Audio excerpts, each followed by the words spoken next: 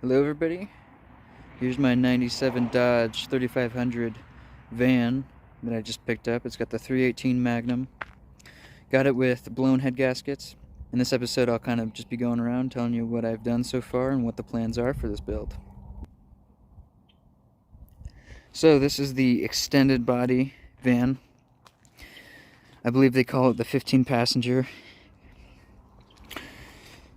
Big selling point for me was it's got brand new excellent tires on it. It's got the 318 Magnum. Like I said, it's got the blown head gaskets. I got it torn down. Unfortunately, I didn't film any of that, but I'll be filming the rest of the reassembly. It's high mileage. I believe it's got 240,000 or so, but surprisingly, there's no ridge in these cylinders. There's a little bit of gouging. I don't know how well it's going to show up. There's a little bit of gouging in a couple of these cylinders from running with the coolant leaking in. It's not horrible, and I mean, this is not going to be a high performance motor, so I'm just going to throw it back together. The bores seem in really great condition. Supposedly it got a reman transmission, and there is actually a reman tag on it. I believe it's a Napa unit or something like that. So we'll see how that ends up being. It's pretty rough around the edges. As you can see, the driver's seat needs some love. Everything's here. It's not terrible. Windshield's in pretty good shape. There's a tiny crack over here, not even really visible. It's only got one row of seats. The rest is just open, which is fine for my purposes. This is going to be a conversion van, basically, for camping. I'd like to eventually get some kind of a cooking setup in here, maybe some kind of gas stove, a couple burners. Maybe if I could find a propane fridge for free or cheap or something, I might end up putting that in. Liner obviously needs replaced, but I'd be tearing that out anyways for the conversion. Here you can see all the accessories and also all the garbage that came with this van. If anybody's thirsty, I do have a Gatorade. Keep that for an emergency. Full-size spare. It's pretty empty back here. Obviously all this paneling is going to get torn off. It's in pretty rough shape too. The back door, the hinge is broken, so I'm going to have to weld that. I'll give you guys a view of that here in just a second. The sliding door works, but it's missing the handles. That's no big deal. I can get that at the junkyard. Here's a quick view under the hood.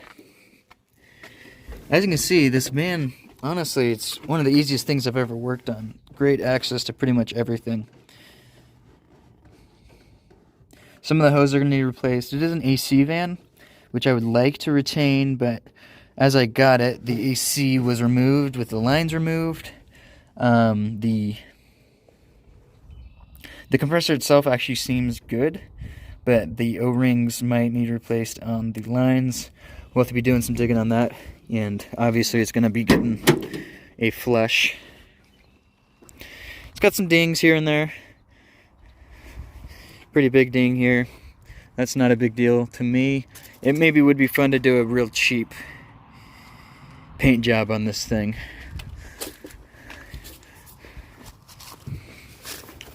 I've got it backed up pretty close to the fence here, but basically the sheet metal that the hinge screws to on the door is broken off. So there's actually a portion of the door that's like this that broke, but I'll just lift it up, make sure everything's square, weld around the broken part, and it should be okay. Taillight's broken, not a big deal. Junkyard item. All new tires around, brand new. So yeah, I'm really looking forward to getting started on this project. let's go look at the heads I just took off and see what we got going on there. So here are the heads. As you can see, I've got them all torn down. Got all the valves over there. The seals were pretty petrified. They basically crumbled when I took them off. The seats have some pitting. Probably would be fine just lapping that out if there's nothing really horrible.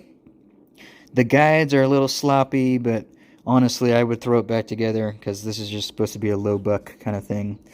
However, I did run into an unfortunate problem. This must have been overheated with the leaking head gaskets because both heads are warped and one of them is warped pretty bad. Let me grab the straight edge and show you guys what I can see. Alright, so here's my straight edge. Highly recommend getting one of these if you're going to be doing head work with any regularity. It really gets rid of any questions. I actually picked it up because I was doing a Subaru EJ25 head gasket replacement and the heads were warped bad, and I actually resurfaced them myself. Just used glass on a flat surface with some sandpaper, and it actually turned out perfect. And this straight edge is really an invaluable tool if you're doing anything like that, or even if you just want to check like I'm doing right now. So on these V8 iron heads, really the service limit is 4 thou of warpage. Here's a 4 thou feeler gauge. As you can see, it goes in very easy. This head's definitely warped more than 4 thou. Let's get over onto the other head, and I'll show you guys what I found. Okay, here's the other head. Got the straight edge on there. Here's the 4 thou feeler gauge. And as you can see, this one is even more warped. Let's see, I've got a 7 here. 7 thou. It's not quite warped 7 thou, but if I remember it right, it's warped 5 to 6 thou. And that's just not something I want to be taking the risk with. As you can see, there's quite a bit of airspace under there. You can see the light big time. I do have a excellent machine shop here locally. I use Boise Cylinder Head Service. I've had great luck with them, but it would just be too expensive to have these heads worked over there. And they do great work, but these heads need guides. The seats need reworked. It'll need a valve job, etc. And I found you can get a set of reman heads for these 318 Magnums for like $450 shipped on eBay, which I haven't had the best of luck with reman heads on eBay before. I've been burned, but we're going to give it a go because it's so cheap and see how that goes. So for now, that's where we're going to have to call the project quits. Once I get those heads delivered, I'll be making a part 2 where we put everything back together and see